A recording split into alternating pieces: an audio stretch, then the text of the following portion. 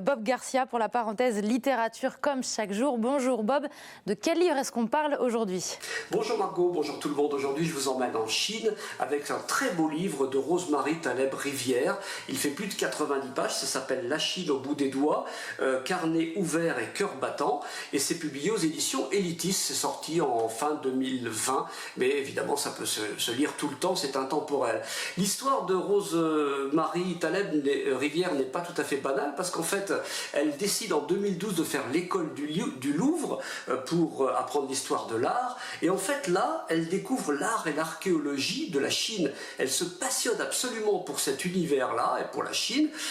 En 2013, l'année suivante, elle va carrément en voyage en Chine, elle réitère en 2016 et elle y retourne encore en 2019. Là elle emmène ses carnets de voyage, ses fusains, etc., ses stylos, ses crayons, et elle croque donc tout ce qu'elle voit autour d'elle, donc ville après ville, village après village. Et donc ce bouquin là qu'elle a sorti, La Chine au bout des doigts, c'est ça, c'est ses carnets de voyage, de ce voyage de 2019. Alors c'est absolument somptueux, déjà elle dessine très très bien, super bien, et puis elle vous montre des tranches de vie qu'on voit pas forcément habituellement, les Chinois au plus profond de la campagne, de comment ils vivent, avec des considérations aussi sur l'histoire, sur l'archéologie.